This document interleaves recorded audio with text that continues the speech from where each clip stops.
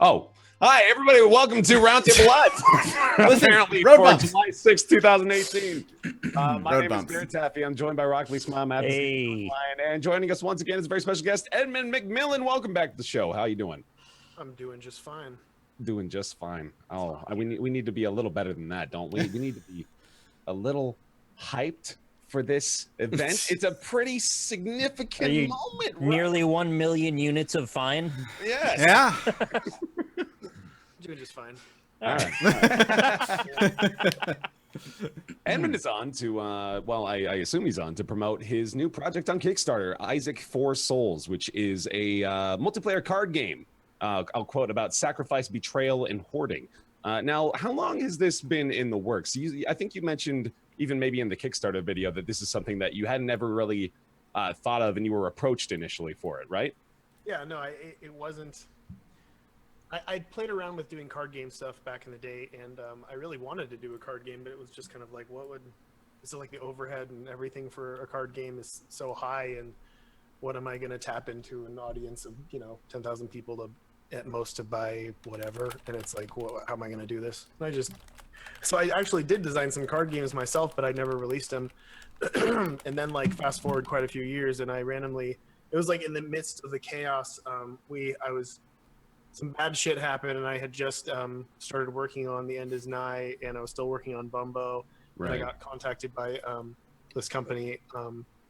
Actually, I got put in touch with this company by a friend of mine, Robert, who was like, hey, these people at this company are really big Isaac fans, and they just did this thing called Joking Hazard on Kickstarter, and it did really well, and they're interested in talking to you. And I'm like, okay, whatever. I'm not going to, like, push away an opportunity. And they were just like, yeah, we want to do a board game, a Binding of Isaac board game. And I'm like, oh, no, like, I'm not really interested in doing anything like that. And then they're like, well, we'll do it. I'm like, no.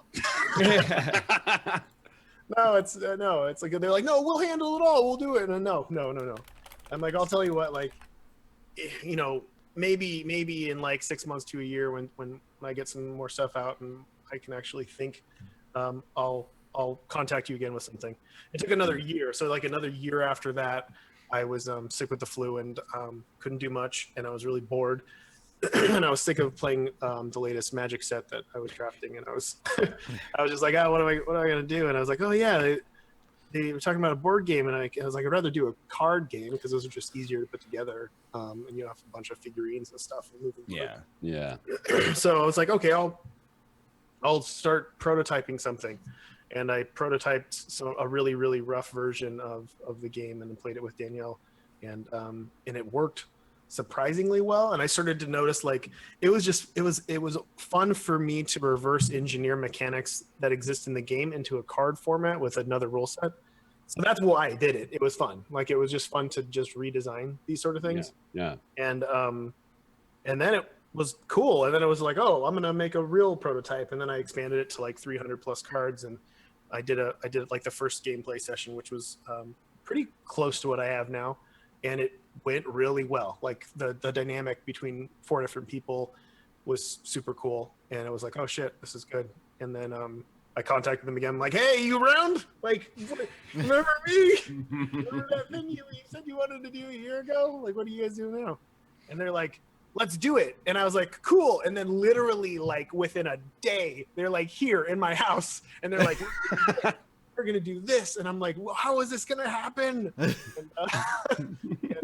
it was just like this chaotic rush of like, okay, that sounds good. What do you want to do? We want to do what you want to do. And I was like, well, let me deal with all the creative stuff and anything business, shipping, any kind of business strategy stuff. Like, I'm terrible with that sort of stuff. I do the worst marketing. You said, let me do all the fun things, and you guys deal with all the bullshit. And they're like, yeah. And then a camera crew was out there like within a week and filming stuff. And I got cold feet about that because you see those Kickstarters out there that have the cringiest, like the cringiest Kickstarter videos. And I was like, I don't want to do that. And I was like, oh man, like, what are the chances of it being super cringy? So that's when I animated the intro. I did the animated intro and the how to play as a backup, just in case it was terrible, but it wasn't. It was good. So yeah, and it all worked out. So that's something that you definitely considered as you were creating the Kickstarter then, as like you want to make this something that doesn't, fall into any of the cliches of Kickstarters or any of the, traditional tropes that people have recognized up to this point. Yeah, for sure. And then my number one focus, and it's not like I'm talking shit to other card games out there. Fuck all them other Kickstarters. This is the real one. But like, I want to make a game that functions really well. Like that is a fun, well-tuned game that has depth. That you can play competitively and you can also play casually. That's my number one. Like that's what I'm pushing for. Not just like a funny game with poo and jokes. And, But it's got a little bit of that too. Right? That's going to be what everybody sees, but really the depth. Hidden meaning behind the message. I see. 5 people out there who will be like, "Yes, good job." That's who I'm for. Right. We have 5 people here today. Right. Exactly. We do. We're here to help. We're here to help you succeed in your Kickstarter. Is what we're That's here right. for. Yeah, it looks like you're having trouble. Right. So Let me refresh that page. See how we're doing. Only got 100% funded in the first hour and a half, so you guys are struggling a little bit. We'll do our best to bump you up, give you that old Roundtable bump. That's what we're known for. Yeah, I want to give it. Yes. By the way, Roundtable viewers, hi, hello, how are you? Thanks for joining us. If you're in the Twitch chat, feel free to get some questions ready. We'll have the second part or second half, whatever you want to call it, of the show. Will be all your questions for Edmund or for the crew, for all of us, for all what we're talking about here today. A bit of a specialty episode, I suppose, is what you would call today. Talking about Isaac Four Souls. We do again want to mention we've got Edmund McMillen here talking about it. TheFourSouls.com is where you want to go if you are looking to support the Kickstarter as well. So we'll just keep on picking your brain here, man, because I am very curious. Like you mentioned, they approached you and then it seemed like you had a little bit of reticence about the idea at first, right? Like you just sort of didn't think it would work. I've been approached in the past doing like IP sort of stuff with projects, and it was always like, usually you're like, okay, what idea do you have? And it's disastrous. I didn't even ask. Right. It was just kind of like, even if your idea was phenomenal, I don't have any time for this, and I don't want to go into something knowing that I'm not going to be able to put all in, like it has to be there. And like, it was even to that, like when I was prototyping and stuff, it wasn't until that certain point where I'm like, okay, now I'm ready. Like it's a functional game. Like I've tuned it a lot, tested it a bunch. Now I'm going to contact them. Like I'm not going to go into this feeling any like reluctance in any way. And I mean, one of the reasons too I wanted to do it is because they really sold me on the idea of making it like a Binding of Isaac swag fest when it came to merchandise and stuff like that. Like I've, as you guys probably know, like we had a merchandise shop on and off for years, and we did a bunch of super limited edition runs of like 100 like handmade figures and stuff like that, which was great. But like we lost money off of every sale, and we really did. We're in the hole for that one. We just wanted to do cool stuff, and like I've done T-shirts with different places. You make a few bucks here and there, but I know that there's a lot of fans out there who want cool stuff, and Studio 71 is all about cool stuff, and so butting up with them was basically like, I want to do as much cool fucking stuff as possible. And I think on Monday we're gonna show the figurines, like, and they look really cool, like the 3D renders. They look basically identical to the 4 main character cards in the game. We had the artist Rosian. She did a bunch of different perspectives of all the different characters, and it looks great. They all have little butts, and perfect. I know that's important. Oh yeah. I have a question. So I've played a decent amount of like card-based pseudo board games, and I want to know, like, Isaac. I played a decent amount of Isaac in my day, and I got a bone to pick. No, but is it similar to something like something in the genre of like a Munchkin, or something in the genre of like Sushi Go, if you're familiar with that, or Machi Koro, or I played Machi Koro, and it does have elements of that for sure, because it has a dice rolling mechanic, and with the dice rolling mechanic, you want to do that sort of complementing of dice rolls. So I try to complement every mechanic in the game, card draw, combat, dice rolls, and coins. Like those are like the main mechanics, and I try to make as many cards that revolve around those. But it's like, I played Munchkin a few times with my nephew like 5 years ago, and I remember that it had a monster deck and a treasure deck.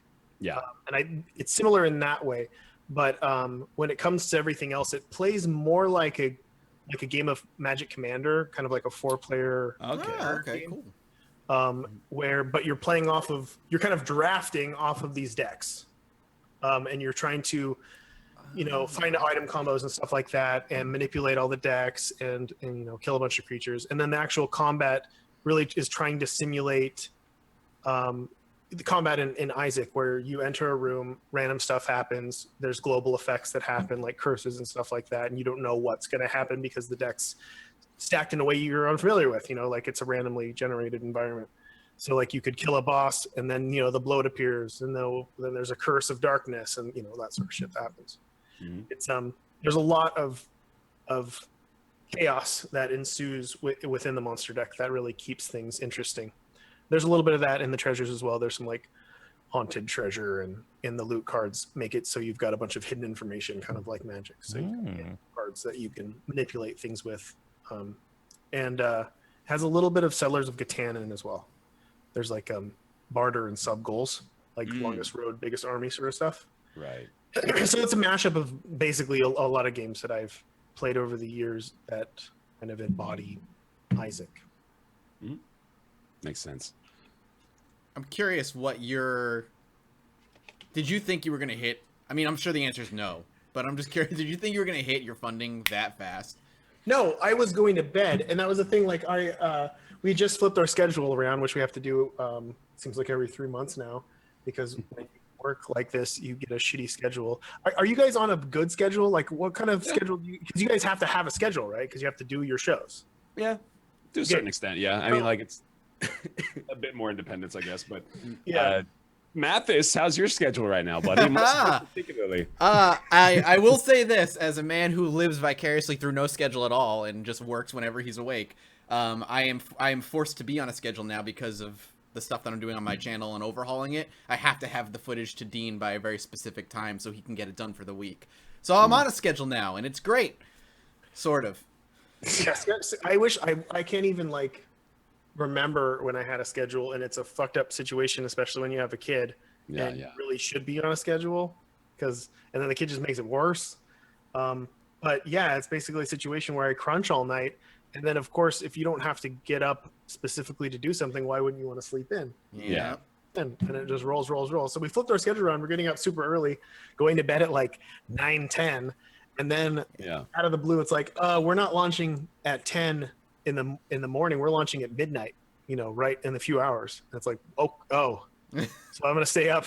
I'm gonna stay up and see what's going on here. The craziest thing was there were backers before it. Like it seemed like when the button was clicked, there were already like 3 backers. I don't even know how that happened because people knew about it. Tweeted for like 10 minutes or whatever.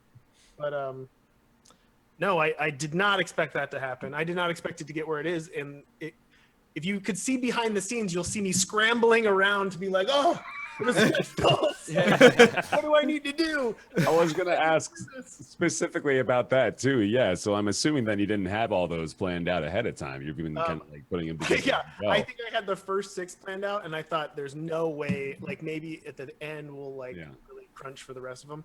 And I edited a bunch of them too to make them harder. But it's like, even the last one, I didn't expect people to do the hardest shit first. It's like the hard stuff wasn't that hard, I guess. But most of the hard stuff got knocked out right away, and I get that people really like the gameplay challenges. So I'm trying to make sure that those are prevalent. And I've got to come up with more shit because we just passed week 1 and we've got 3 weeks to go. So I have some ideas. I have some cool ideas. I hope they will still be cool to other people, but they're cool to me. Usually that's a pretty good indicator that they'll be cool to other people as well. I'll pitch an idea at you guys for a tier. Yeah, please. Tell me if it's a good idea. Okay. So I have a little plot of land in my front yard. This is already a great idea. Yeah, I'm already in. Sure. And my idea was that you could pay to haunt me. So I'm going to make a gravestone with your name on it, or whoever's name you choose. Yeah. Is that threatening? Should I not do that? Okay, I'm immediately trying to conceive of any legal repercussions. Yeah. I'll have to put that through Studio 71 and see. The law is merely a suggestion. It's just a guideline. A tombstone with your name on it, and then if you die before I die, you get to haunt me. Ooh. So that's, I mean, my logic is that you die, you go to the gravestone that was made first. That's, So, that's I'm what assuming- dictates it is whoever made a gravestone for you first. When you die, that's where you go. So you can Don't steal leak- people's don't leak souls, but Don't leak I've this got a- info. got It's a a couple of- contract too. There's a contract. You pay. I make the gravestone. I put it in my yard. You die. The soul goes there. And you Ooh. do whatever you want. And my house is pretty big, so you can hang out. But And, you can write anybody's name on the gravestone. So you could get someone else's soul to haunt you. Well, dude, side Yeah. project, celebrity gravestones. If we just end up like sealing the contracts for souls of these big time celebs right now, we gotta sign the young ones in particular. Like, where's Jake Sartorius's soul? We need that on a tombstone. That'd be big We money. could lock them all in like a 6x6 plot of land. Yeah. get it while you can. Get a while it's hot. I did it. My idea. By the time I die, you would also be really old. So like, I get to haunt you for like a couple days probably before So you no kick one it. will know. No one will know though. I'll be just talking to myself. Fuck off! Yeah. You got an optimistic projection of your lifespan, Mathis. I'm encouraged. Listen, man, I don't do much. All right. That's true. You're not putting yourself in much danger by doing what you're doing, are you? Exactly. I drink a lot of caffeine. You drink a Well, lot of water, I bet, right? That too. Who sits more though, game developers or True. streamers? Oh, I wonder. And do you get up to stretch every 2 hours? That's Yeah, you important. better make sure, dude. Yeah. It's all. I try now. I do try because I'm aging, and I'm feeling it. So I try to stand up every once in a while. It's getting harder these days. It's getting harder. My knees is achy. Yeah. I mean, speaking of that same idea too, I mean, asking about the schedule, I've found myself at the point now where I start to get tired at 9:30. You guys mentioned like you're starting to go to bed at that time, but my body doesn't let me stay up that late anymore. I can't believe it because like when I was 18 in high school, I was pulling all-nighters playing Halo 2 until like test day. So I don't know how this transition happened all of a sudden. Have But they I guess- looked into the effect of like endless streaming and like how Oh God. what you guys do is affecting you? I'm sure it's similar to game development and stuff like that for sure. Yeah. Staring at a screen, even though there are virtual people there yelling at you incessantly. I've been of the opinion that there will probably be like a great streamer culling in like sometime in the next like 7 to 10 years when like a lot of us die way before we're supposed to, and then that'll be like a wake up call. I thought it was a metaphorical call. No, I'm No, like, literal. I'm being serious. Like we all sit down all day, like many times, like don't get any outside social interaction, Yeah. like a schedule that is unwieldy, constantly subject to anonymous feedback that is not always nice, not taking care of yourself with diet and exercise. Yeah. Like it's a recipe for a young death, I think. And you know It's also got that almost like it's that snowball effect too, where the more work you put in, the more you roll the dice, and you want to roll the dice as much as possible, and you keep going. I mean, I've seen videos of streamers losing their shit on stream many times. Have you guys ever gotten to? Did you guys have stories of like the point where you've lost it or you've almost lost it? You've almost lost it? I think I personally was there last month. I was losing my Was mind. it playing Detroit maybe? Detroit has me losing my mind just because it's not a good In game. a different way. I okay. think it's what you said, and it's just too, like, I just kept piling on projects because I'm like, I just want to do this, I want to do this, I want to do this, to the point where there was no longer enough time in any day to get all the stuff I needed to get done, and I was losing my shit. And I felt like I was never sleeping, and I was constantly stressed, and no matter how much work I did, there was an insurmountable mountain of work I still needed to do. That you and created for that yourself. I created because I don't know how to say no to like an idea. And yeah, I was there. That's why I take trips every couple months. Yeah, now. I had a similar thing going on, like as of maybe March or so of this year, where I had gone on a vacation to see Lynn in Ireland, and then I came back and I was like right back where I was before that. And I'm already prone to depression, and then with a really bad sleep schedule, then it being winter, I'm like sleeping through any daylight. So it was just this endless night hallway. Yeah. And eventually I started to feel like stir crazy, and I was actually like lashing out at people and getting really mad. And I had to like take a little time and reflect a bit. And I went on some medication again, and I think I'm a little bit more stable now. But yeah, I believe Ryan's right. There will probably be a culling, and it's going to be an ugly scene when that happens. And there'll be a pushback of culture of people going, the real streamers who are really passionate, don't worry about their health. They'll be the ones that stick through it. Well, that's the thing too, is like Twitch, we talked about this recently on the show, but Twitch has gamified the culture of early streaming so much to the point where like you're trying to get these achievements built within their dashboard for streaming for a certain amount of hours or for an amount of days in a month or anything like that. So it's, the culture is definitely already there that insists that you must be there as many hours as you can, like it already exists. It's pretty insane, like how things have jumped. Like when I started doing indie games, back in the early 2000s, I'd run into somebody and I explain, oh yeah, I'm an independent game developer, and they'd be like, oh cool. And then within a few years, it was like, oh, you're an independent game developer.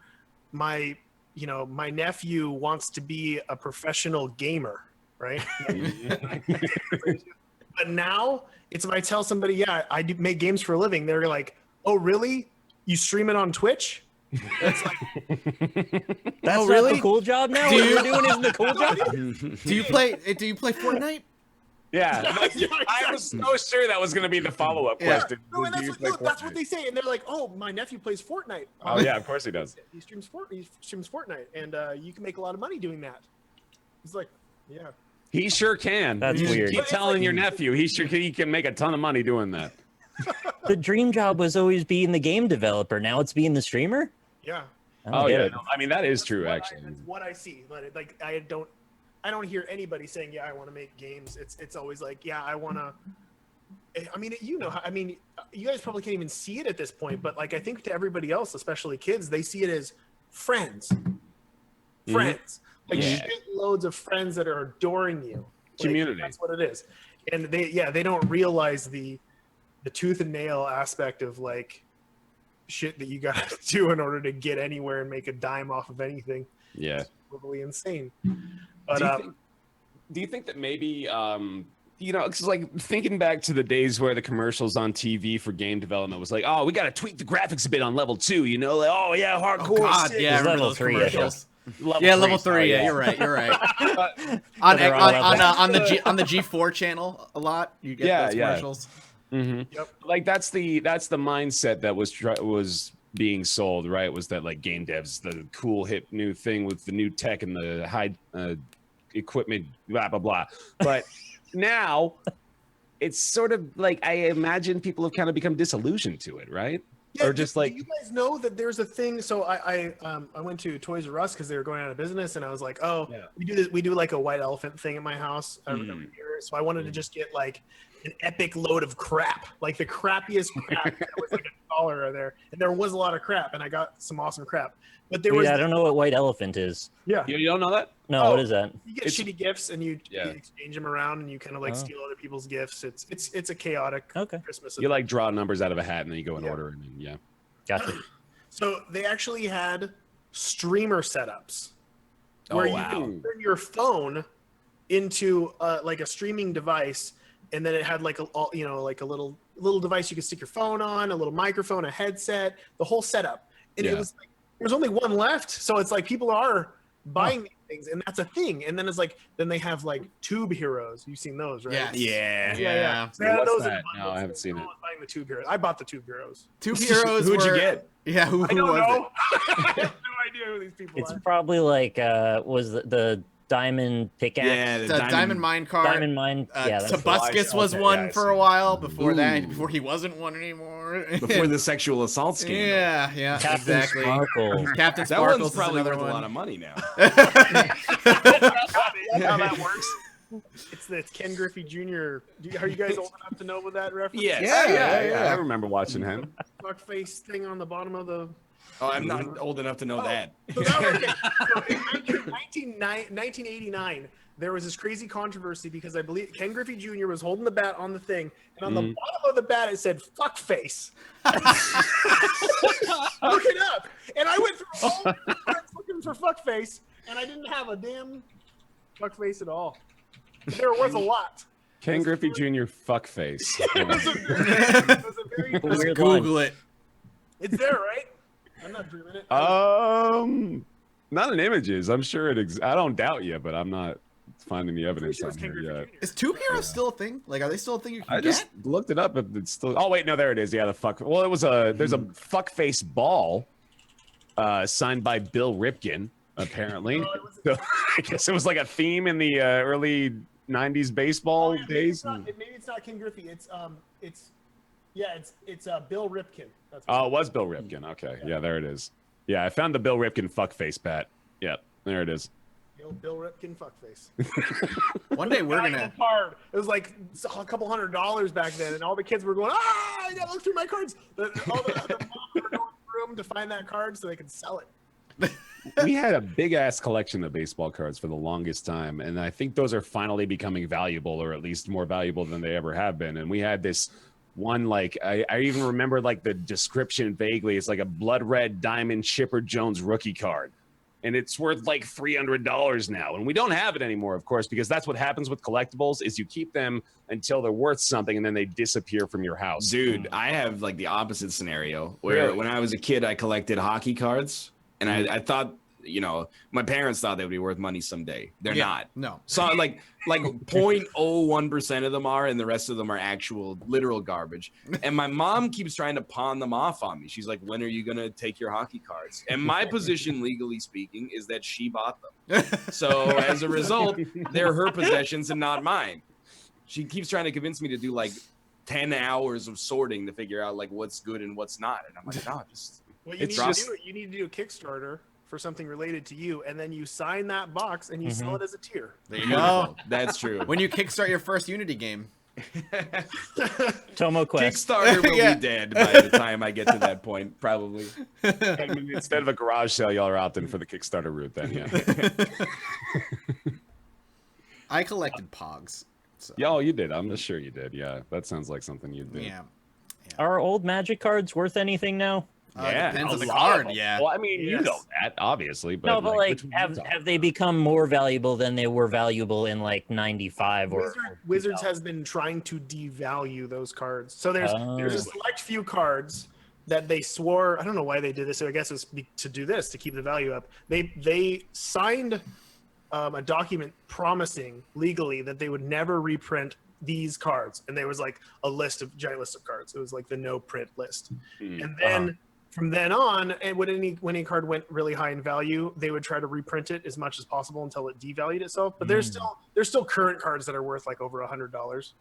Man. But like all the old cards are still worth thousands and stuff. Yeah. Like I have like a beta dual land. Is that worth anything? Even a revised dual land's worth a couple $100. Like Oh something shit! as high as like 250, 300. Well, I'd that's say. good news. Yeah. You're sitting on a couple hundo there, buddy. Depending on of course the quality of the. Oh yeah, all mine are good shape. But yeah, the old cards are still. How much is Jace Vryn's Prodigy worth? Probably not as much as you paid for it. No. I'm out of the Oh meta. man, I want to go look through my binder now. I can't. Magic sapped my bank account for like 6 months straight. I had to stop. It was like I think I've said this before. It was during that period where we were all hunting those very specific types of land. I can't remember what it was. Oh, the From Zendikar. fetch lands, yeah. Yeah. Or no, the expeditions. The expeditions. Yeah, That's where I had to stop because I was diving deep for those expeditions and I still not didn't getting get them. all. I didn't get all of my expeditions either. I was like begging people online. I was like, I'll trade you. I saw that. Loads of shit for that. And I almost got them all, and then I kind of just gave up. Were you doing like commissions or something? It was like I'll draw you something. Such a leverage. Yeah. Oh my god. Yeah. Yeah, I don't want to pay for it. Oh, when you don't have when you've got the option not to have to, why not take advantage, right? Of course. Yeah, I want to draw. I want to. It's part of the treasure hunt. It's like it doesn't really count. I don't get to treasure hunt as much as I used to back in the day when I could get like I used to collect NES games and stuff like that, and you could find like a treasure trove of old games at like swap meets and flea markets and stuff. You can't find shit now. Everybody knows what everything's worth. Well, Yeah. God, I know, like, just thinking about back in the day, like, this is maybe even just a little tangential, but just going to Blockbuster and looking through the rentals and seeing new things is really just a kind of a forgotten era at this point. It's all It's all out. Everyone knows about everything the instant it's put out there. Like there's no mystery anymore. There's no elusiveness, which I know you in particular, you kind of are trying to like cling to that sense of mystery. Like you've done so many ARGs, so many different ways of You got to keep it. You got to keep it alive. Like we can all become, atheist who don't believe in anything. Just sit around and just be like, well, I already know there's no Bigfoot. I already know there's no fucking ghosts and psychics. I'll just sit here and die because I don't know what happens then. Oh, wait, no, you die. Nihilist Roundtable. Foursouls.com. Let's bring it over 1 million before the podcast ends. Before we all die. Yeah, no, you gotta have fun with it. Mystery is like. I still like. You can crunch the numbers. Even knowing that it's rare, I still go to the local flea markets and like secondhand shops for big box PC games, because out of all the things that gaming wise people collect, big box PC games are still kind of on the under. Like people don't really care all that much about them, which is nice. And you can find, like, people put in those like flea markets and secondhand shops, they usually put a lot of the big box PC games with the board games, so people don't see them, and you can get them like super cheap. Pretty, I don't want to say super regularly, like once a month I'll find a couple games that are just kind of floating around, but even then they're still slowly going up and up and up. That's again still preying on someone who doesn't know better.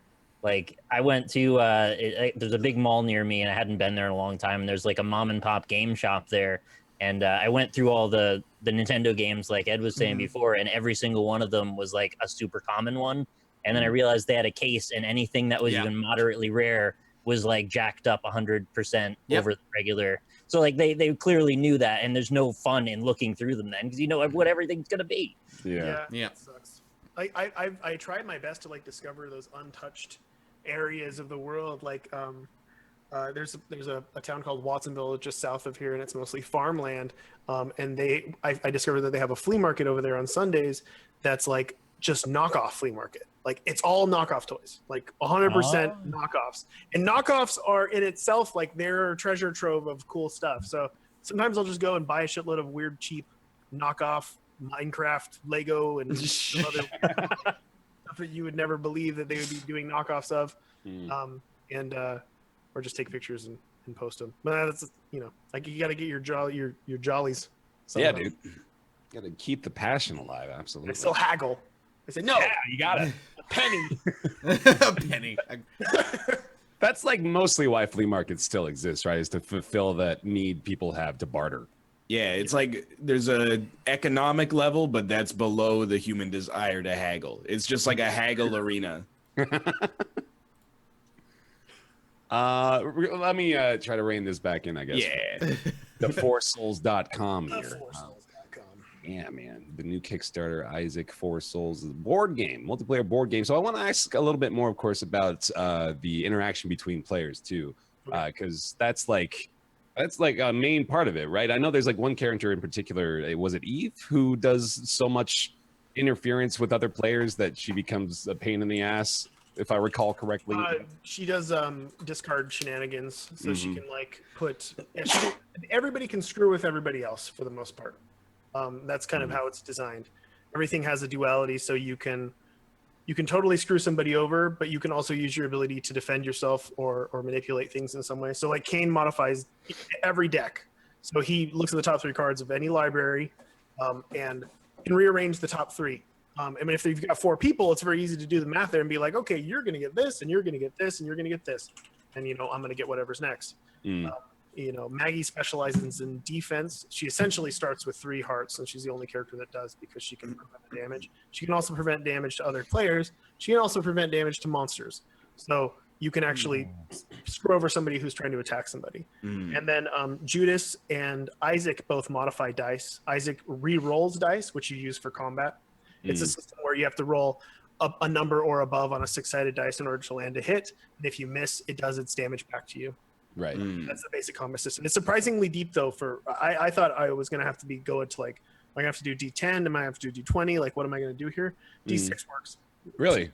Super well. It was surprising. Like the odds are simple, but like it gets there. And Yeah, I imagine it keeps things just simpler in general too, right? Not to have to worry about 10 and 20. and that's kind of what it started. It started out as like a bigger, more complex project, and then once you get it and you figure out what's fun about it, you just whittle it, and you simplify down into how can I still embody what I'm trying to do, but make it as accessible as possible for as many people as possible. I don't want it to be magic level, like where you've got to make a deck and you've got to know all the cards and this and this and this. It's pretty easy to pick up and play once you understand the basics of, in order to activate this item, you turn it sideways. At the beginning of your turn, you recharge the item and you turn it back up. I mean, that's the hardest part of the game for the most part. And that's same regard then. Do you think, like, as far as accessibility, I'd assume then anybody that's played The Binding of Isaac is going to feel pretty much right at home playing this, right? They're almost certainly going to know what they're doing right away. It's to the point where, like, again, this is me, so I'm going to sound like a salesman here, but just the art and the cards, the box, and what the game embodies, even without playing it, I would personally buy a $25 box. Just if I'm a fan of the game. But if you're a fan of the game and you're playing with other people, it's cool. It's we tested it with people who've never played the game before. They just think it's fucking weird, but they like it. It's like, oh, poop, or it's like, oh, child abuse. It's how the I know you've gotten a few of the foreign language ones, but how have the explain the theme to your mom videos been treating you? I love those. Those are so great. I mean, I did a live stream. We streamed Danielle and me playing Blindfolded, and then we did try to beat Mom with Your Feet. And my mom happened to walk in. She was babysitting, and I was like, "Hey, Mom, come over here and explain the story of The Binding of Isaac, because that's going to be the next goal." She can't even. She didn't even know. She sat down and she said, "What game is this?" It's like, oh, well. And then she just told my story. She's like, I think it's about a little boy who feels like religion is being forced down his throat, so he gets upset. He's very creative. I'm like, okay. About the game. That's adorable. Oh man. Yeah. So this is an all. Go ahead, the next goal is another mom related or parent related. Good. So get your moms. Call up your moms. How many tiers you got left? You're going up to the chest now, right? And then I'm playing it as we go. I mean, if it slows down, then I'll slow down. Yeah. Fair enough. This is something I've seen a bunch of people have been asking, but I know we're not wanting to chat. But people are. Is this this? I'm assuming this is all in one box. You get everything in one box. It's not like there's no booster packs or collecting or any of that stuff. It's all one box. Pick it up, play with your friends, kind of thing. Yes, I mean that's the one thing I wanted to avoid too. And when I was telling people originally, I was like, I'm going to do a Binding of Isaac card game. They're like, oh, you're going to do booster packs? No. I love Magic. I love Wizards of the Coast, and it was an honor to design a card for them back in the day. I fucking love that game, but it's ridiculous the amount of money you need to put in order to play it. That's why I play Cube a lot. Like, I've got a cube of cards. We play with those cards every weekend, et cetera, et cetera. With this game, it's a standalone set. Like, you don't need to buy a bunch of booster packs. You get what everybody gets, you all get it. So, like, if you do gold tier and above, everybody gets a full set of almost 400 cards. So it comes with like an expansion. Like, nobody's buying the base set. There's like 1% of the people who buy it actually just buy the base game, which is just 320 something cards. But everything above that, the gold and above is the full set. And no, I wanted it to all be non-random. Like, I don't want you to be like, oh, I don't have the right cards, and no one's making decks. You don't need to worry about it. You just shuffle those 300 plus card decks, and you just play with people, and you draft into your your strategy. It's just it changes every single time. You weren't kidding, dude. 408 backers on the regular version, and then 8,071 of the gold box. No, yeah, I mean it's definitely like a you can upgrade to the extra large for a dime. Yeah, exactly. I mean, I don't know if I thought that one through. But I mean, you got to have something too. Like, it's a fallback situation where the base game is not Kickstarter. It's the only thing that's not Kickstarter exclusive. So technically, if everything goes well and Studio 71 can find deals, then we could actually sell it in stores and whatever else. But we can't sell anything above that, and which makes sense why people are actually buying the gold and above. Yeah. Okay, got it. So that's then. I was actually wondering that myself. So that's a post Kickstarter thing, I imagine, as far as trying to get it in stores, in brick and mortar places. You're not really thinking about that yet. It's not my Yeah. Yeah, Okay. it's not my Right thing on. at all. Like, I don't want to deal with those. I've in the past dealt with some retail stuff, and it's horrible, and you just get screwed over constantly. Right. No, I'm there. They'll deal with it, and if the opportunity is there, we'll definitely totally do it. I mean, it's doing really well, so Yeah. I assume that like most Kickstarters that go over $1 million like that are card game related tend to show up in Target and stuff like that. So Right. Yeah. fingers Yeah. crossed. But it's Well, only the base game though.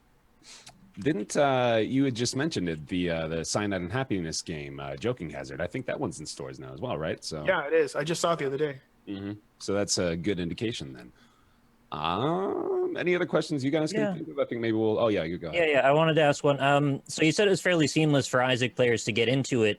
The way that the cards function with the items, like if you know the item already, would you expect the item function to be sort of an analog on the card?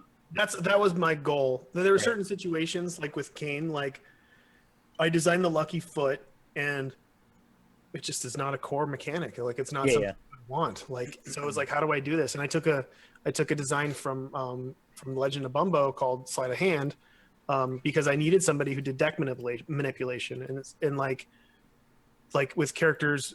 I can't even remember the ones I've spoiled, so I don't want to spoil ones that I haven't spoiled yet. I don't think no. So certain I want to fill up all those different the archetypes and different mechanics. Like I want to make sure that every character has a unique ability and it feels totally different. And sometimes I've got to like design around those holes. But I can go. I have my list here, so I can kind of show you like here. Give me an item and I'll look it up and I'll see if it's in here. Soy milk. Soy milk. That's in the gold box. I'm pretty sure. Oh yeah, okay. Soy milk. It's a passive item. All your attack rolls are at -1, but you may attack any number of monsters during your turn. Okay, yeah, that makes sense. Makes sense. So, which is great, but the risk could be quite awful. I mean, there's always ways to raise your dice roll. Like if you have the cancer trinket, you get +1 to all your dice rolls. Okay, so you're looking at those. All those combos are going to begin to take. Oh, it's all there. take Like into effect, it's all there. And like we were talking about what's that game? Mochikori, the dice roll game. Yeah. There's a whole set of cards that revolve around. So there's 12 cards that revolve around dice rolls when dice rolls resolve. So like the relic, whenever anybody rolls a 1 and it resolves, you get to draw 1 loot card. So anybody at any time, for whatever reason, if they roll a 1 and nobody modifies it, then you get to draw. Okay. And then there's a set of 12 different enemies that are both cursed and or holy that also do the same thing. So when they're in the active piles, they do like a global modifier for everything. So it's like whenever anybody rolls a 2, they take 2 damage, that sort of thing.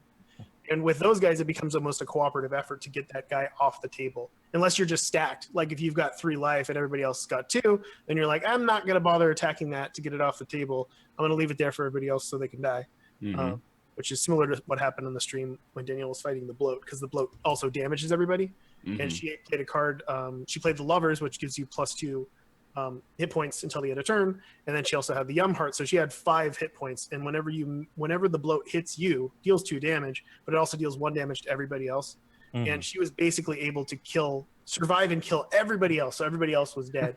And that's one of the strategies of the game too. Is like if you really want to play control and like nail down a win, it's better to make sure you kill players, because once they're dead, they're out of the game until it comes around to their next turn. They can't mess with you. So there's strategy in that as well. Actually, you're never out of the game. I didn't want to do a commander situation where it's like, oh, everybody sit down. We're going to play this 2-hour game of Magic, and then in the first 10 minutes you're dead and you go home. It's not that. I was going to ask actually about like that degree of because you mentioned Commander, you mentioned Catan. Both of those are games where like one person wins at the end, but throughout the game there's kind of like fluid, informal alliances and rivals that you have throughout it. And there's table talk that facilitates that, and like a certain layer of player deception, I guess, as well. So like to what degree, if any, does that factor into Four Souls play?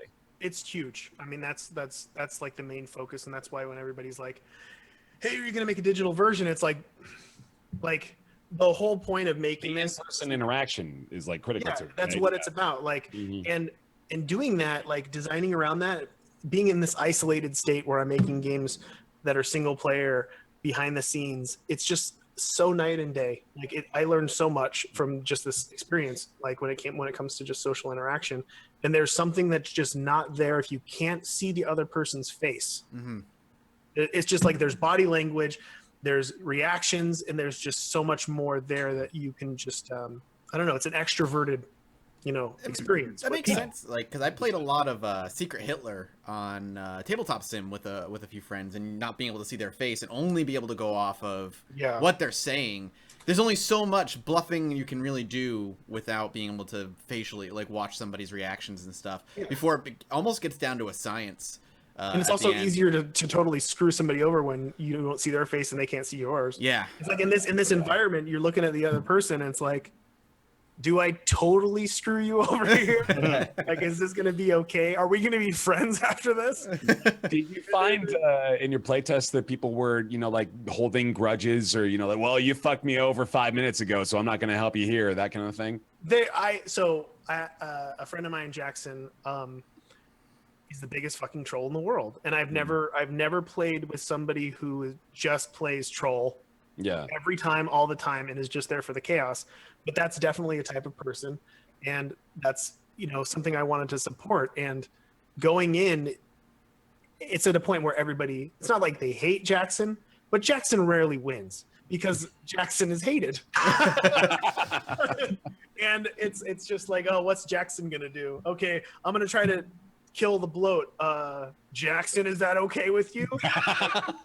It's one of those situations, but it's no one hates each other. Obviously, the people are still coming over, but it's not as bad as something like Werewolf, which, oh my god, I played that once, and that was like, that made me feel terrible. I don't like lying. I don't like lying to my friends. I don't like being manipulative. I hate those type of games. I really do. So this is more of just like a political, like, hey, this person's in the lead. Let's try to make sure that they don't win right now. But also, I want to win, and that's why I'm telling you. Right. Perfect. Cool. Well, if you guys are clear out, then I think we'll go ahead and open up chat for questions. So at Roundtable Podcast is going to be the easiest way for you guys to get noticed. If you got questions for Edmund about the FourSouls.com, Isaac Four Souls, his new competitive / cooperative multiplayer card game. We're talking about that here today. Let's go ahead and get those in the chat now. We'll have the crew read them out here as well. If you guys see one you like, feel free to. Oh yeah, should I be looking? I'm not looking. If you'd like to, yeah, go ahead. I'm sure you're able to pick ones that you're gonna like a lot more than we do. Sure. Or you can moderate. I don't want to look at it. I don't really blame you. So I mean, we kind of touched on this already, but you don't have any plans to turn it into a digital game, right? Is that safe to say? No, I don't. It's just not that kind of game. I mean, I would love to make some sort of abstract digital card game, something closer to like Slay the Spire or something like that one of these days. Legend of Bumbo is very abstractly similar to Slay the Spire in a lot of ways. I'd love to explore that more, but this is an exploration in social chaos. It really is a social game. So for now, definitely not. It's just not there for me. I don't know. I'm not feeling it. I don't want to sound like this like snobbish elitist game designer, but it's like I went into this for the opposite of that. Like I want it to be. I know that not everybody gets into these, but maybe more people will try social games if they're just locked up at home alone playing video games. I mean, I didn't have a lot of friends before I started drafting Magic. And it was one of those situations where I was depressed. I was lonely at home. It's just me and Danielle, and we both work all day long. And it's like I'd like to do something fun, and I have to force myself to make friends. I have to force myself to get out there and do something that's uncomfortable because I know eventually I'll run into somebody I like. And it took 2 years of drafting Magic with a bunch of fucking assholes. finally find like a few people that were cool. And kudos to you for sticking through that, for going through the gauntlet of endurance there. One Absolutely. try, and I've been like, I'm done. Yeah. I'm done with this shit. They're all assholes. I did. The first time I went in, that's how I was. I was like, fuck these. It's like you comment on the shit that I do. I don't know what I'm fucking doing. I'm drafted.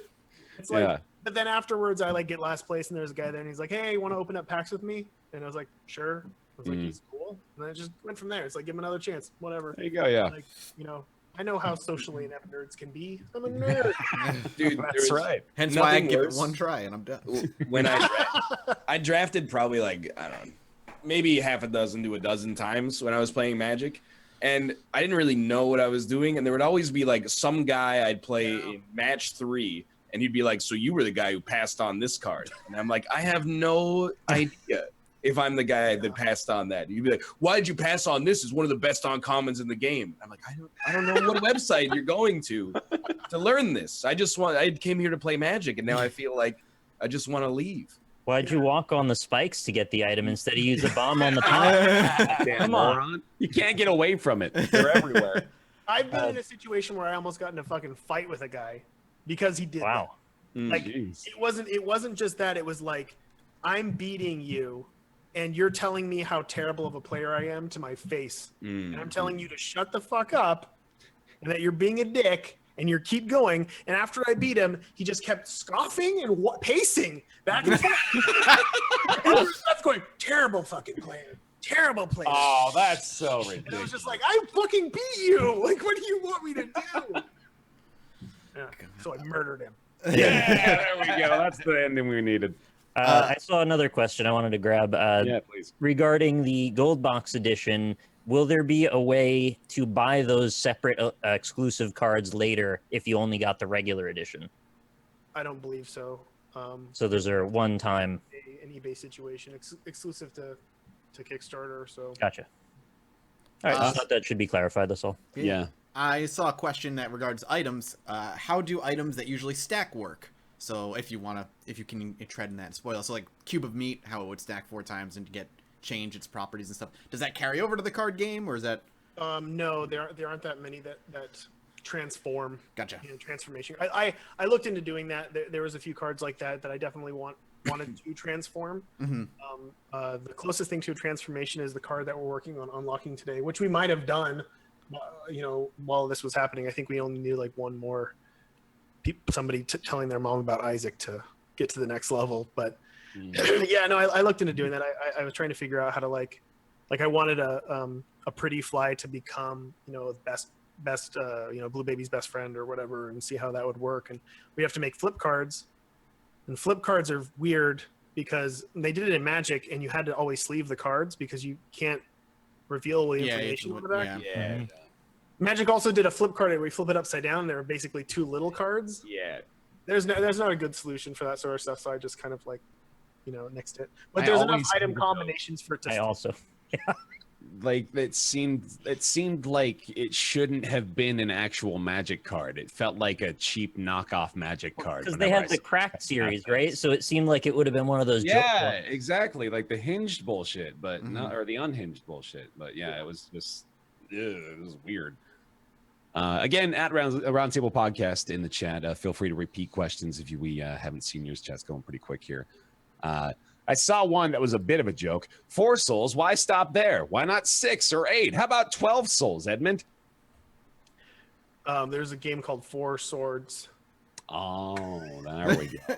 And I like to make You guys didn't joke get that? reference. I mean, yeah. I realized that like 2 minutes before the podcast started. I was like, I was thinking of Isaac, and I was like, there's not 4 souls in Isaac. There's like 2 souls in Isaac. It's like the Forgotten's other form, and then there's the item, the soul, and then I was like, the Zelda game. Oh, now There's you're just several showing off Zelda your references in porn. Isaac. Yeah. I will say though, the 4 souls element and some aspects of the card game are pulled from ideas that I had for a sequel. So if and when we do a sequel, you'll notice that there'll be some themes that carry over. Okay. Mm-hmm. Especially like Isaac's, because obviously in this environment, all of Isaac's personalities have split, and they're Right. actually all around, in the same place. So that and the 4 souls. Mm-hmm. Gorange Ninja wants to know if there's a way to break the game the way that you can break the digital game. Like, is there a way to become so immortally strong that you can just completely annihilate everyone else in one fell swoop? Yeah. Yeah. I'm trying to make it so as many of those. So my basic rule, and I think it's a rule in Magic as well, where infinite combos can be allowed if it takes more than 3 or 4 cards to do them. Okay, yeah. So the odds are so slim, and you have to really, really work for it. You don't want like 2-card combo that's like, oh, this activates this and reactivates this, and then it just keeps going. Like there's shit in Magic where it's like you literally stall the game out infinitely by just having 2 cards tap and untap repeatedly, and then that's the end of the game. Right. Yeah. In this one, yeah, there are some of the more crafty players have come up with ways to like loop cards. If you've got a card that draws a card, and you've got another card that somehow when it activates lets you reactivate another card, and then a card that puts the discard card back on top of the library, you can play like a death card which kills a player, and then you can put it back on top of the library, activate your library card or whatever, draw another card, play it again, that sort of stuff too. Right. But nothing super busted. If you get really lucky with like the little slot machine, you could possibly go infinite, but it's like impossible. Like luck wise is you'd have to keep like rolling 6s in a row, and you could amass a huge amount of money. It's an amazing probability thing where it's like you roll 1, you don't get anything, you roll 6, you get you get a bunch of coins, and it costs this many coins to reactivate this item. So you can kind of keep going forever, that sort of thing too. And I've seen people try to combo it with the counterfeit penny, which says like whenever you gain a coin, you gain +1 coins. So the odds are in your favor when you're constantly using the slot machine. And but I don't want a game where somebody's just sitting there activating a card and rolling a dice for forever. But so far that hasn't happened. Can you become unkillable? You can become somewhat untouchable. There's an archetype that you can draft around that's just full protection, which Tyler tends to draft towards because it is one of the ones that can secure a victory. You don't need to be super busted as long as you've got the cards that do it. So there's cards like Butterbean. There's loot cards. There's loot cards that are Butterbeans, which are essentially kind of counterspells in this game, which stop things from happening. And then there's a card called No, which stops things from targeting you or cards that you have. And then there's the Trinity Shield, which stops people from basically targeting you at all. And so you can kind of lock up, but if you spend all your time on defense, you're going to just have to rely on luck in order to kill stuff to get souls. So it's like you can defend yourself, but you've got to like counterbalance these things because you got to still be able to secure souls and make sure other people don't get. Gotcha. But you can protect yourself. So we want to get Butterbean in this one. Yeah, Butterbean's great. Sorry. You want Butterbean loot cards, but you don't want the Butterbean item. Oh. Unless it's not Butterbean. Oh. Right, yeah. So I've seen this asked a couple times in chat. How did solo testing go? Solo testing. Oh, that didn't sound very good. There's your answer. Okay, so I've been trying to do. So this is how I approach it. First, I approach it with co-op testing. So I actually think co-op with 2 to 4 players is pretty cool. It's just a modified rule set where every player is forced to attack a monster every single turn. So it's more risky, and you need the support of your friends in order to keep defeating them. And then there's basically a turn ticker, and you have X amount of turns for you to all gain a total of 4 souls. That's the co-op version. If I can get that to work, I can whittle it down to solitaire. It's possible, but it's just one of those things like does anybody play multiplayer Spelunky? We would if it had online. Yeah. The answer I would give too. Don't mean to fire shots. It's an extra thing, which is cool. Like, I did play multiplayer Spelunky, but like in the end, you just play Spelunky. Yeah. It's like, I don't want to muddy the waters, but I guess it's not so much of a muddying the waters since it's just instructions in a booklet. I'll try. I'm going to keep trying. But there's just a situation where it's like you've got all these cards in the deck that interact with other players in a negative way, and those cards become dead cards. Mm-hmm. Yeah. So it could. I just don't. I don't want a situation where it's like, yeah, you can play it, but you have to remove this. Yeah. Which might be the only solution. Is a you go ahead. You got it. I don't know about other people as well, but like when I buy a board game and I'm reading through like the instruction booklet and it's like, here's some variants you can play, I'm, for better or worse, like kind of innately turned off. I'm like, I want to play the most finely tuned version The of the game optimal that you version. guys made. Yeah, I don't want to Mhm. necessarily play like this crazy version, or like, oh, if you got 2 times the amount of people that you're supposed to have, like you can play it, but it'll be a little wonky. And so I understand it both ways. I can understand why people want it, but I also, if it's going to be kind of like 50-50, I get where you're coming from. I did come up with a pretty solid solution for 2-player, because with 2-player, like, you want it to be a little more intense right off the bat. So I just do kind of a little, I think they call it a Winston draft, where you kind of take the top 4 cards of the library deck, you put them face up, and the first person takes one, and then the next person takes the second, then you get rid of the rest of the cards, and then you do another 4, and then it reverses. So everybody starts off with 3 items, which makes it way more fun right off the bat, because you've kind of drafted into a teeny little deck of your own that you go from there, and it makes it more of a competitive environment. Yeah, I like that. Here's a pretty natural question from Usva. He says, Edmund, compared to making a video game, what felt harder or easier about developing a board game? Everything about this is a million times easier. There you go. It's like joyful. Was anything harder? The coolest thing about this is I got to make it with my wife, and I've never been able to design a game with her at all. Like, that's just super cool. And I love programmers, but like, I got to make a game by myself, and it was just design and art, and that's a very freeing feeling. Like, and you prototype. It's like a difference of like, okay, let's play test this game. Okay, this isn't working at all. Meet me in a week, and I'll reorganize everything, reprogram this and that, and then finally tune a bunch of other stuff. It's like, oh, that's not working. Okay, let's play again with these new rule set. See if it's more fun, and then you just do that. So it's like, it's not only that. It's like, you spend, as a game designer, you spend months of your life alone, hoping and praying. It's like, is this fun? It's like after like the 6th month, you're like, is this fun? Like, am I having fun here? Like you lose sight of what it is to like play the game because you're so deep in it. And with this, it's like, is this fun? And you look around and you see if people are having fun, right? Like, oh, this is fun. And then you feel better. And so it's like this, oh, this is fun. There's no worry here. Like, we can move forward. So yeah, it was I mean, this part of development, the Kickstarter thing, is way more than I expected. Like, I thought it would be pretty easy. I thought I was going to be pretty hands off, but also it's not like I'm guilty of the fact that I'm doing this. Like, I want to keep going, and I want to do more fun stuff, and I really want to add as much stuff as possible.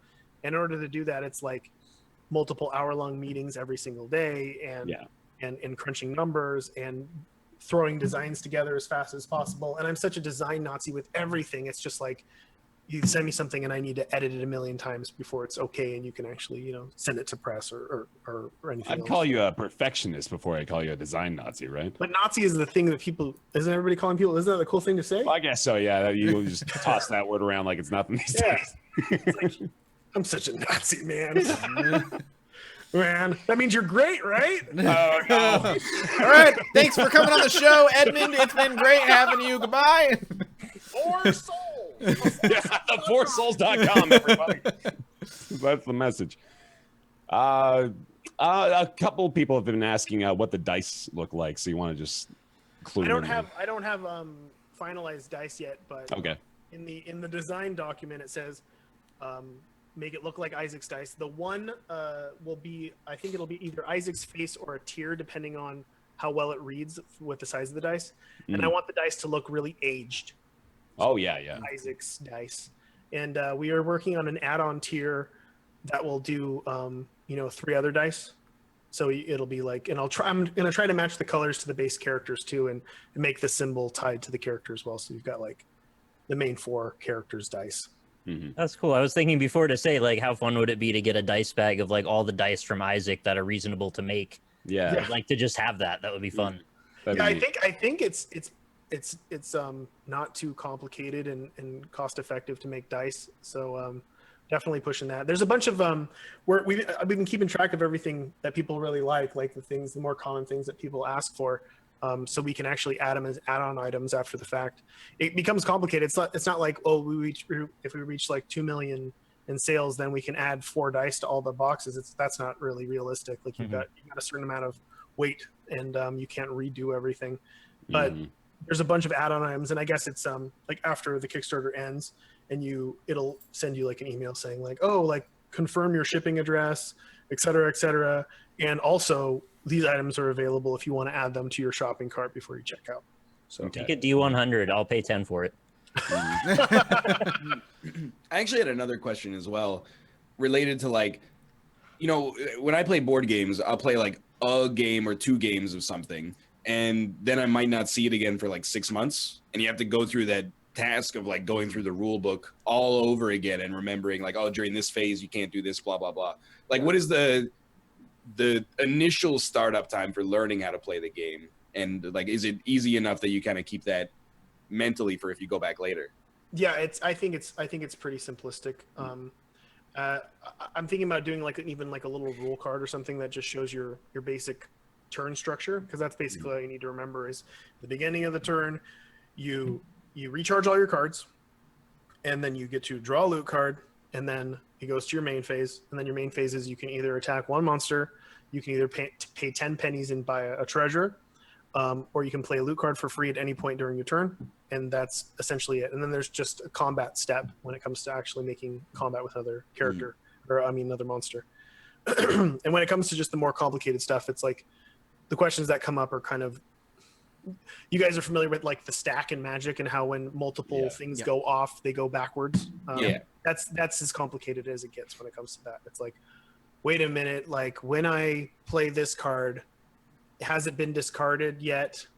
When can I actually put it on top of the library? And you just kind of like, I reiterate those rules in the instructions. It's like the specifics that are more weird, but for the most part, it'll. I think it's as logical as it can possibly be, and I'm still tuning it. Like I'm still designing the game. So we're going to do another round of. Well, we're constantly doing testing with my prototype. My prototype is becoming completely outdated because I've changed a lot at this point. And once we have all the cards ready, hopefully we'll have almost all the art finished by the first week of next month, and then we can, once we get a new physical prototype, then we'll do really extensive testing with a bunch of different groups. And there's a place in LA that also do them, and a friend of mine, Robert, is going to be doing some testing down there as well. So I want to do extensive testing because I know that there's probably stuff that I'm not noticing, mostly spelling and grammar. Like I've got a million eyes on this thing, but you know me, I don't know what I'm doing when it comes to words. And you have like the magic thing, right? Where like every card has to do exactly what it says and nothing else. It needs to be very deliberate. It needs to feel like when this happens, you know, the end and everything. That's no room for interpretation, right? Yeah, it has to be right there. Actually, natural extension from a question I saw a few times. Will there be a rule book available online that clarifies any kind of confusing interactions? Yeah, for sure. Okay. And I think what we'll end up doing is translating that to multiple different languages, because that was another question people were getting. So the more complicated wordings are easy for people to understand in different countries and stuff. Hell yeah. Cool. Any other questions y'all saw? Well, I think this is another natural extension question of, so we've mentioned a few times the Kickstarter has been obviously performing extremely well. So have you begun to think of not necessarily like expansions, but like what you could maybe do with the extra funding? I wish I could say that it was extra funding. Well, I mean, yeah, sorry, I didn't mean to put it in that light, obviously. The illusion.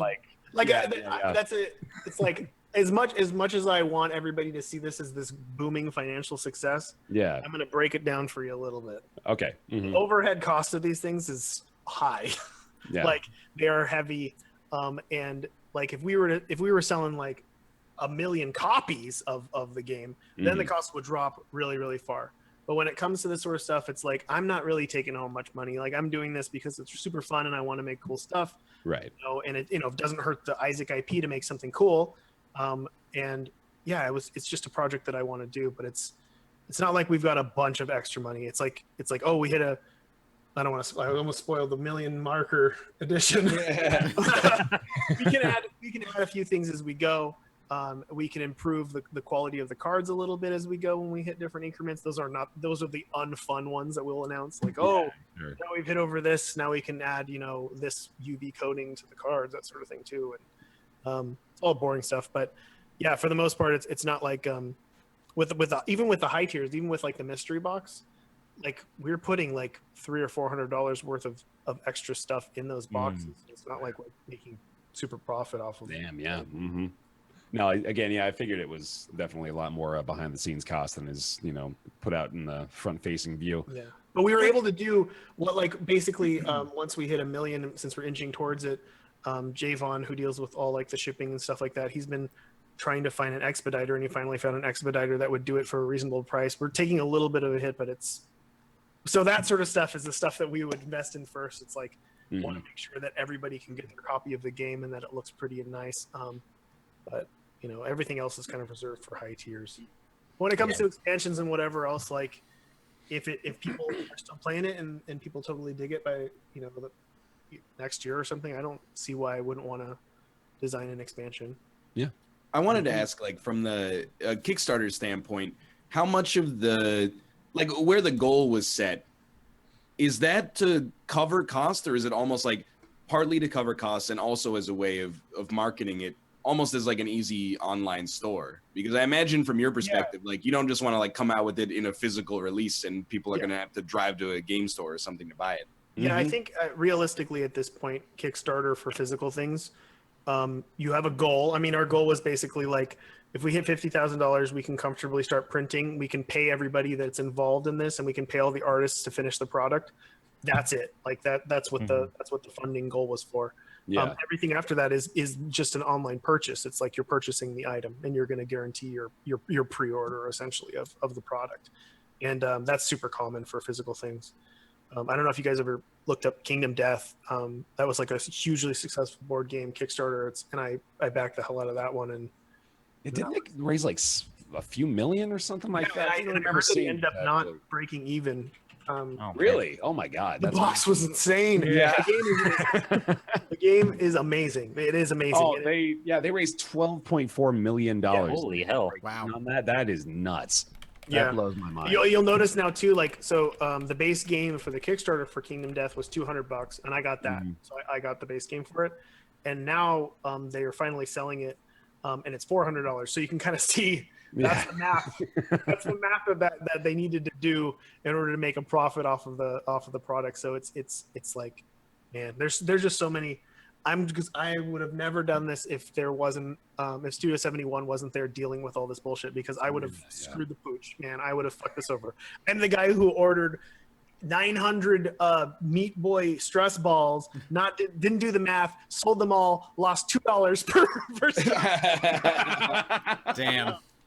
Yeah, I don't want to do that. I'm not the guy for that. All right. I'm actually blown away by that fact that Kingdom Death didn't even break even off of that. That is. Don't quote me on that. That's what I've heard. I don't want to be like, they're not whatever. But I heard that it's gonna end up on the front page of Reddit again off our show. No. Do that again. But I mean, it doesn't surprise me because it's on like a game. George Fan told George Fan made Kingdom Death, and no one's giving him credit. Man, we should talk about that. After the after effects of that, it was like, oh man, I felt bad, but I also felt good. Yeah. Because it was like, yeah, it's such a funky situation. It's like I guess I shouldn't have spoke for George. I feel bad honestly too. I had meant to actually bring him on the show after the fact, but it just never ended up happening. But yeah, it was just a weird way that all blew up, sort of unexpectedly. Yeah, there's so much more to it, and I remember because I talked to him about it, and he wasn't upset about it because, of course, he lived the situation. Right. I know I clipped it into this little bite-sized bit and sold it. How close was it to that? And he was like, when he actually explained it to me, it wasn't exactly what I said, but it was way worse, and I really wanted him to talk about it. Oh no. Yeah, but it's just one of those things where, I mean, you don't want to go up against a giant company when it comes to saying anything that you're not supposed to say. So yeah, of course. Understandable, man. There's shit that I could tell you that about stuff that's happened to me over the years. Your jaws would drop. But I can't fucking talk about it because it's all tied up in legal stuff. Yeah. Well, I mean, nobody's watching this show. You can. It's never happened before. Yeah, I know. All right. Any other questions from the chat? I don't know if y'all remember anything that you maybe picked out, but Dan's memeing questions. I know. Well, once Dan shows up, I don't know if even the chat is salvageable at that point. It might be all lost. Would you consider making a gold foil keeper card and burying it in the Arizona desert? I totally would. I've seen this one a few times. Let me just ask it real quick. Will the add-on card sleeves be glossy or matte? I am a fan of matte finish, so I'm going to push for that. Okay. Yeah. Same here. Yeah, definitely matte.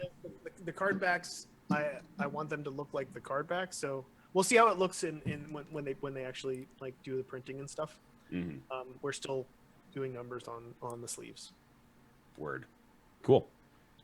You can ask me the trolley questions too. Like, don't think that I'm. I mean, Dan wants to know the exact figures on your overhead. If you feel like really details on that.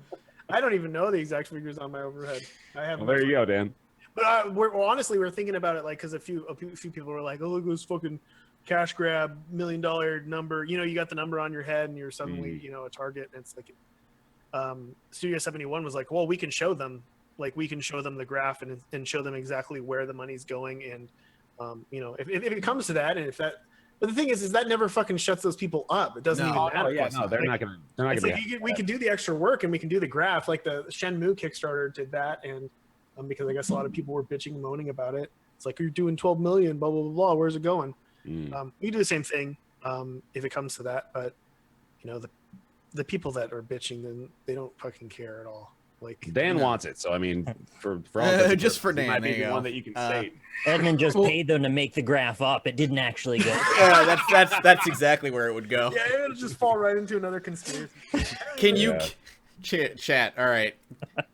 Can you give that stuff still blows my mind though? Like the idea, it's just weird to be me and feel like there's people out there who think that I'm like a twisted, diabolical person who's going to screw you over because I get off on doing so. And it's like, I don't even know. I don't even believe that there are people out there who are like that, but I do believe that corporations have an easy time falling into those pits and appearing that way because of the guy I used to work with at Xbox. I always would call them up there and be like, are they screwing us over? Like, are they acknowledging, like, do they really know what's going on? And they're just totally fucking with us. Like, tell us what's going on because we're feeling fucked over here. Yeah. And the response was always like, never assume that somebody's intentionally doing something. It's better to assume that they're just shitty at their job. Because that's never blame like, malice. Don't assume that. Like, if you see something that looks like I've done something wrong, assume I'm an idiot before I'm a fucking evil person. Because it's probably that somebody along the line made some mistake and fucked up something, and that's what the solution is. Not that it's like I'm gonna fuck these people over and I don't want them to have a good product or whatever else like that. It's just not reality. Like it really isn't. It's genuinely something like it's the kind of mindset I try to employ for myself that helps me to realize that often I'm not actually being slighted by people. Is that don't ever attribute to malice what can easily be attributed to stupidity or ignorance, right? Because like it's almost always the case in those circumstances. Yes, it is. Do you have a favorite card? No. There's just so many, and like I haven't experienced the cards yet. Like, the other night when we streamed, Danielle had a combo that I didn't even think about. Where it was, I mean, I designed the cards in a way so I knew that this stuff would happen. But like, she had a situation where there's a card called Pay to Play, which allows you to forcefully buy other people's items. So you pay 10 coins and you just steal an item. And then she had the Jawbone, which you can activate to steal 3 coins from people. And then she had another thing that, like, whenever anybody rolled a 2, she could reactivate items. So she just go around the table and just start grabbing. And then, right when that combo started, people shut that shit down. But I didn't even think about it. And it's never the specific card, but it's always the combo. Like the combos are the cool things, and it's never just the individual card because there's situations where you get a butter very on brand. I was gonna say that's exactly like Isaac, like Yeah. I tried, guys. I really tried. Tell for sure. Fucking possible, and there's just so much of that in there that like somebody will appreciate. Yeah, absolutely. We, An exclusive Roundtable podcast card reveal. Come on, you know you want to. oh, there we go. Yeah, there's got to be something, right? He's scrambling us. All right. Well, I already gave you the fucking soy milk. What do you want from me? Yeah, that's true. I guess we did read that a lot. True. You just say pick any one. Yeah, like literally pull a Throw card. fucking dart at the board. You got AK in there? Great art here. Oh, here we go. It's the D20. Oh. So, okay, so I had to rework the D20. I had to switch. I had to turn the D6 into the D20 because the D6 was already being used as a dice modifier. Oh. So this became the new D6. So what the D20 does is it re-rolls any item in play, including itself. So you activate it, it destroys an item, and then the controller of the destroyed item just grabs the top card, the unknown card off the top of the treasure deck, and then pops it into play, and that's their new card. So you can just keep re-rolling everything. The D4 is in there too, and you could assume what that does as well. Yeah. Awesome. Cool. Well, that was fun. All right. I'm now that I have like you've broken down a lot of how the game plays. I'm even more excited to get my hands on this thing and like bring it to a convention. It's exciting to me that you're like already in a place, Edmund, where you're like being or you're discovering these new combos that you hadn't even conceived of. That immediately indicates to me that I mean, somebody can crunch the numbers here too, but it's like with the expansion, each deck has 120 cards. So it's like there's a lot of combinations there. There's a great deal of combinations. And I designed the monster deck in a way that does specifically also combo. And like I was saying, like I don't know if I reiterated how the room to room situation goes, but when you kill, so there's 2 active monster slots, and once one of those monsters is killed, something needs to come into play to replace it. So if there's an empty slot there, you have to reveal the top card, but you don't know what it is. Well, maybe Kane does, but you put it into play, and then you have to resolve that card. Sometimes, most of the times, it's just a monster card or a boss card, but there's a bunch of cards in the deck that also just curse things or, expand everything. Like we had a game where the store was expanded to 5 items, and the monsters were expanded to 4. So you've got like shitloads of monsters in the room. There's ones that just kill other players. There's troll bombs. There's mega troll bombs. There's just a ton of random happenings, which I think are like totally the key to an unexpected game where you're like, you think everything's going great. Like Tyler had a game where he just kept top decking horrible shit because you have to resolve the card, and there always has to be if there's a hole there, if there's an active slot that's empty, you have to keep resolving cards. So if you just hit this pile of horrible crap and it's like, oh, a curse, oh, troll bombs, oh, this, and it's just like you have to keep resolving those cards until you hit a monster and it stays in play. Yeah. You get really cool like interplay with a bunch of different things, and it makes it feel very different every single time. Yeah, no, I am just like Mathis now. I'm certainly looking forward to it. The4souls.com. If y'all got any other final questions here, feel free to shoot them out in the chat at Roundtable Podcast. But I guess we'll go ahead and make way of wrapping up in the meantime. Edmund, is there anything besides the4souls.com that you want people to check out right now? Yeah, I want you to never forget Bumbo. Bumbo's still very much in development. One of those situations where like I said, like once I signed that deal with Studio 71, I was steamrolled straight into this Kickstarter. So yeah, we're going. I didn't expect that to happen. So we hope to have it like in the next month or two. I think we're going to start showing the game more often. Great, Nice. Mm-hmm. And I hope to actually demo it for a few people, and then we'll definitely nail down a release date, and it'll come out, this year. Nice. And that's getting really cool. Yeah. Like I said, it feels like a really abstract version of Slay the Spire. I almost kind of want it to feel a little bit more because I want that draft aspect to like be there. So it might mean more items, but we're still tuning that aspect of it. But that's definitely there. And have you been drawing any inspiration from that game at all, or have you been playing that at all lately? I know it's been blowing up. I played it, and I beat the game. Once I beat the game with the 2 characters, I kind of stopped playing. I haven't gotten the 3rd character yet, but yeah, no, I totally dig it. Like it feels very very Magic, very Dominion, and a few other draft. Yeah. Seems really cool. Very inspired. I totally like it. Great. But yeah, and then what else is happening this year? I'm sure I'm gonna have maybe some more Isaac news later, later in the year, and maybe more stuff. You hear first, folks. More stuff coming. More boy. stuff. More. Hot damn. Cool. All right, then. Well, thank you again for being here. Our third episode with you on the show. I think officially at this point, we got to make you an honorary member of the Roundtable. Yeah, so he's been on more than I have. Yeah. Lately, anyway. Yeah, thank you so much. Gonna appreciate it. Again, the foursouls.com is where you want to go for the Binding of Isaac Four Souls Kickstarter live right now. It's nearing $1 million. Let's help get it there right Push now. it over, man. Do it. Yeah, we can do it. Something really cool is coming. It's a really cool addition that's not gameplay related that all Isaac fans will totally dig. Nice. Ooh, all right. Gone up almost 5,000 just since we went live, so I would bet it's going to be up to 1 million by tomorrow morning at the latest. Cruising, baby. That's my guess. It's that bump. Yeah. Look at all. So much influence from Roundtable Podcast. The classic Roundtable bump. Right. It's known in the industry. I should conclude with a little bit of grubbing where it's like, it's hard for me to be like, hey, keep it going because it's at 1 million. But I'm telling you, like, my main focus here is, and as you guys know, like, there are millions of active Isaac players. Millions of them that are actively playing the game right now.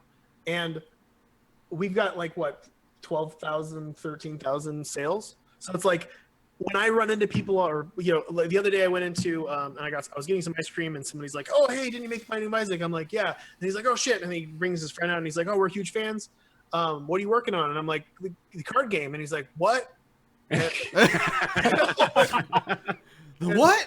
So it's like the percentage of people who even know that this exists is so slim. Compared to the actual audience. So it's like when I ask people to please just tell the people that you know that like the game. I don't give a fuck. You don't have to tell people that don't care. I only just tell the people that play Isaac. And I want everybody who plays Isaac to know that there is a card game that exists out there, just so they can get the opportunity to buy it. Because like I said, I backed Kingdom Death and I fucking love that game. And I didn't go far enough, and I should have just doubled down and got all the expansions, because in the end I had to buy those fucking expansions for 10 times the price on eBay, and it was crushing.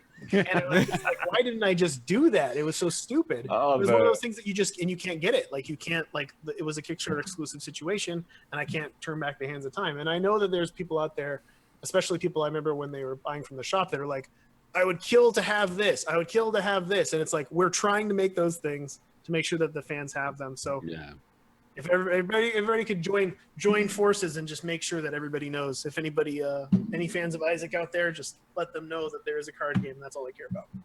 I wish at the ice cream store that you just either said no to him or he took a picture of you and you're like, he looks just like Edmund. That's we got to get that done. I've had some really weird. The weirdest interactions that I have are always at the boardwalk. Because that's like a tourist trap, and I'll go through there and I'll have somebody go, "Don't I know you?" And I'm like, and you have to answer it for them, right? Yeah, of course. Like, you look really familiar. Were you in a movie? Because he's got like a Binding of Isaac shirt on. I was planning on doing the foot thing. Oh, you should. I was gonna, and then I didn't realize it was gonna be done that fast. I thought I had a couple days, but it was already done the next day. Do you live close enough to a parent that could play the game? Yeah. Well, oh wait, I have a video of my mom playing Isaac actually on my YouTube channel already. Whoa! If you can get your mother to beat, to get to the caves. No. Spoiler. She couldn't beat the basement. That's gonna be the next. Sorry, she'll have to practice. Oh wow! In the chest. And, hey, do you guys have any ideas? Do you guys have like any like? I would love to see people do this with the game or anything like that. If you've got it, give it. You already stole my career suicide idea, so I'm dry at this point. I'm sure we could come up with some. Yeah, I'm sure we could. I'll DM you. Give me some time. I'll figure something out. Okay, Chad, give them your best ideas right here. This is your moment. This is one of the first ones was like, I want to have people's moms chase them around with a knife. No. All right. Yeah, no, that's a terrible idea. First of all, I don't want to do that. no. All right. What about someone in chat said like real life co-op, baby. One person controls movement, one person controls the shooting, and you have to Oh, get I to like like that. a certain That's a good point. idea. That's a good Uh idea. huh. There you go. That's What great. would they have to get you? Just, I mean, that's pretty. Yeah, that's up to you, right? Like, where do you want? How far do you want them I'd to be say able to beat get? the whole game with that, right? If it's 2 skilled players, you can get all the way through the chest for sure. They're going down. They got to kill Yeah. the lamb. Yeah. All right, Ryan, get Kate. You know what you're doing. Too easy. How about like Oh, no. 100 fan pictures of cats that look like Guppy? That's not bad. Not bad.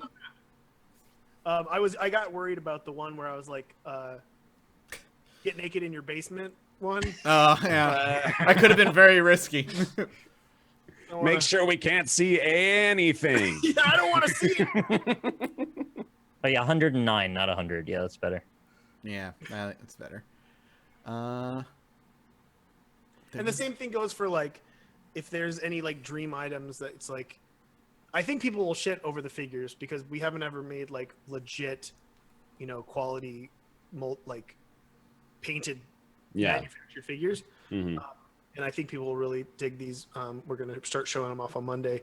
But if there's any other ideas for stuff that's like, I would kill for this Isaac item, I'm all for suggestions. I've got aside from the amazing tombstone idea that I have. Danielle had an idea that is one of the fucking most epic Isaac things ever that I could ever even imagine, that I was surprised that she was even okay with. And that's a bit of a spoiler.